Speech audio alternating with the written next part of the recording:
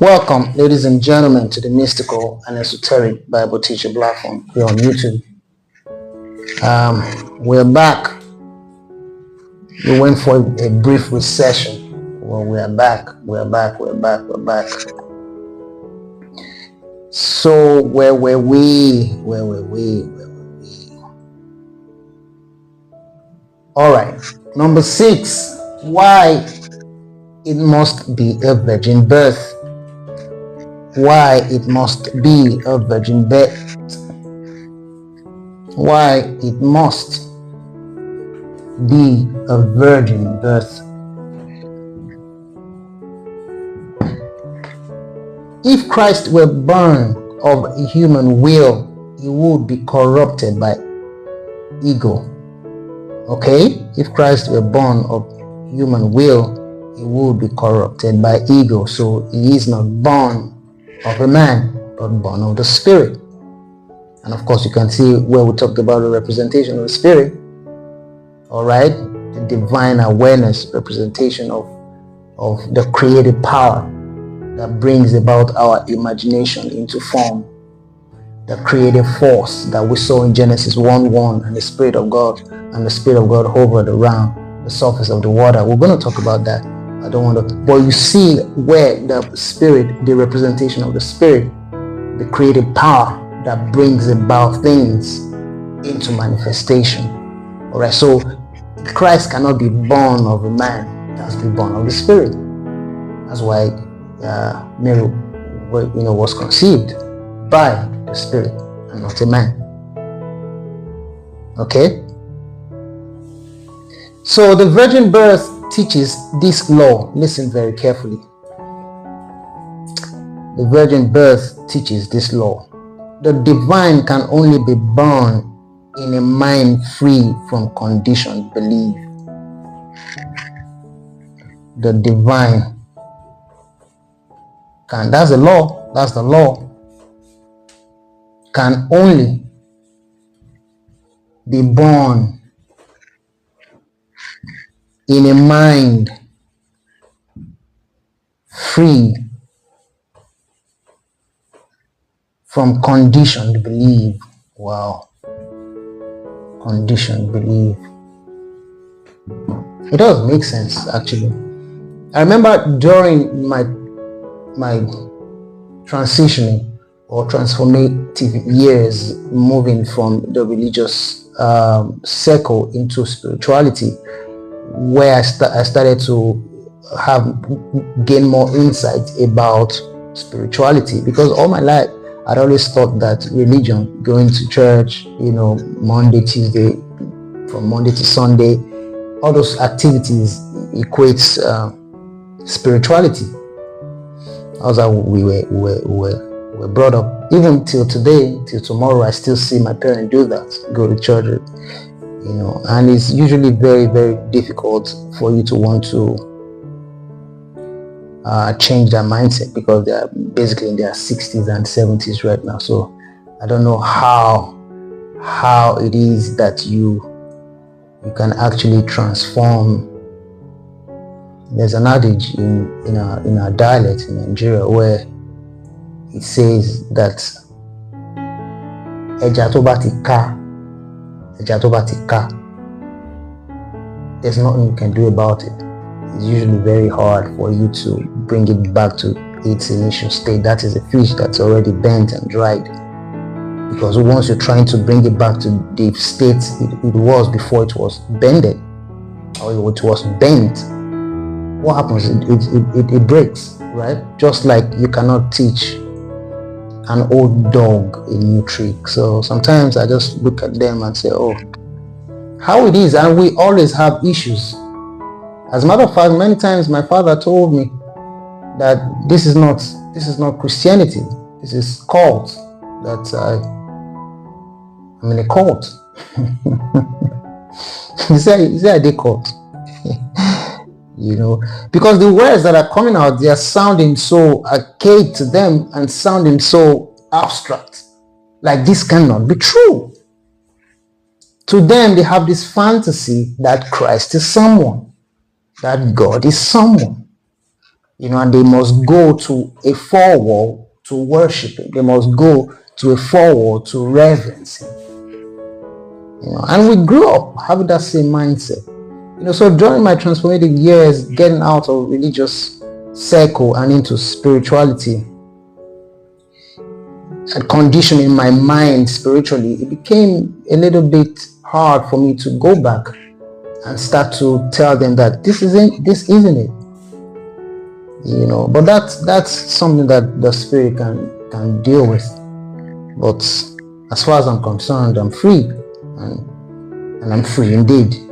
All right, and I'm sharing this not necessarily to the older generation, but to new ones coming up, new ones growing. Because one of the things I've seen about this state of being, this religious state of being, is it limits you. Limits you so much that you find it difficult attaining the potential that the spirit wants you to attain. You find it very difficult to get to the level God or source wants you to be. You're limited. You've carved a niche for yourself.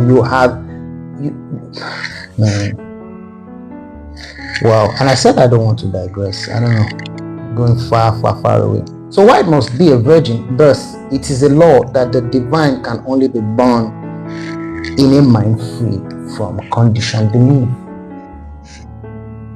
The divine can only be born in a mind free from conditioned belief. That's it. The divine cannot be born in a mind that has been conditioned religiously. It's going to be hard. Let me also point out another thing. And that was when the first time I picked up The Science of Getting Rich by Wally Wattles. I read that book 2015.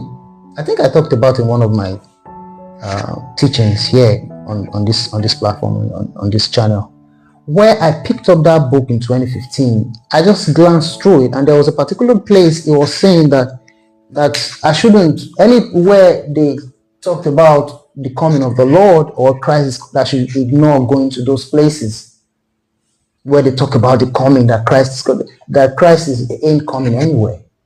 Christ is here. That was what Wally was. The thing sounded so authoritative that I looked like, who is this man? Because all my life, all I heard was about the coming of the Lord, physically. And then there's a book written in the early 1900s and talked about, forget the coming of the Lord is not coming anywhere. That the purpose of nature is the advancement and unfoldment of life. I closed that book. I closed that book because first and foremost, what came was fear. I remember that was my uncle one day, and my uncle was talking about that this path I'm treading, that I should be very careful. All this doctrine where they carry up and down, I should be very careful, because your path looks like you're moving close to becoming a cultist. Because in their life they never heard this way about the Bible. They've never heard this about the Bible. So the divine can only be born in the mind free, unconditioned, man. That's the only thing. So by the time I read that book, I closed it. 2016, I picked that book up again as a result of another book that I read. As at that time, I had started becoming transformed. It was gradually like a butterfly, metamorphosizing, gradually. And then by the time I picked up that book led me to Neville Goddard. That book led me to Reverend Ike. That book led me to Charles Fillmore. That book led me to Allen James. That book led me to Joseph Murphy. That book led me to Shakti Gawain. It just started, like was opening doors and doors and doors. And I began to see the power that I carry, the power that I always thought was outside of me. I never knew it was all within me.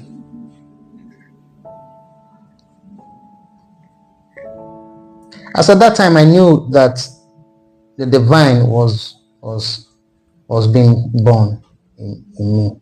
I knew that because by that time I had cleared off conditioned belief. I'd abandoned it. I stopped going to the four walls. I just stopped, man. I stopped. I started to wear locks. I started to become more spiritual than religious. I started to love more. I started to see people just the way they are more. I became free. And as I became free, I didn't know that I was actually,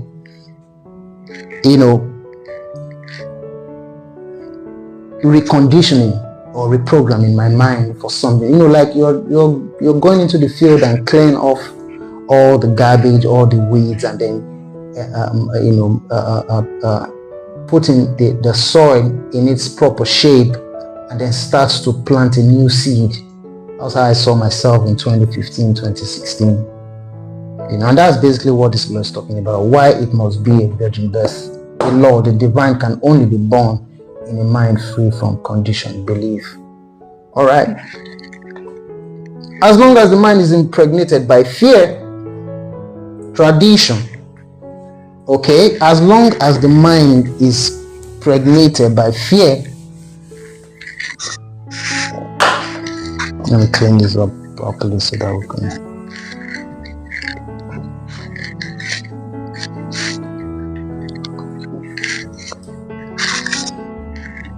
As long as the mind is impregnated by fear, tradition, limitation, identity, past trauma, fear. All right, fear, tradition. I know you understand what this is talking about, so don't let me start to explain that because of our time limitation. Okay, identity and past trauma. Let me put it down. Past trauma. All these you have to clear off the mind. You have to prepare the mind for something better. You have to prepare the mind for the spirit to dwell. The spirit cannot dwell in a place of fear, tradition, limitation, identity, and past trauma. That's why the spirit, Christ cannot be born in that state, okay? As long as the mind is impregnated by all this, Christ cannot form. You cannot step into the highest realm of consciousness. It's not possible. That is why Christ or Jesus later teaches, unless you become as little children. It does make sense now. I remember that time too, we're like little children, suffer them not to come to the Lord, for theirs is the kingdom of heaven. What in this thing mean? So this is why Jesus teaches that unless you become as little children, a child's mind is virgin. A child's mind is virgin. A child's mind is virgin, ladies and gentlemen. Now let's go to number 7. Bethlehem. Number 7, the house of bread. Bethlehem, where the birth took place. Bethlehem. All right, the house of bread. That's what it means. The inner nourishment. It has to be nourished. Inner nourishment. It has to be nourished. Bethlehem means house of bread. Bread, sustenance of consciousness. Not just your normal bread. This is a representation. Alright, Christ is born in the inner realm where consciousness is nourished. Not in palaces that represents ego structures, but in humility and simplicity. Christ is born in the inner realm where consciousness is nourished, not in palace, ego, structure, but in humility and simplicity. All right, guys, I'll see you guys in the next one. All right, bye for now.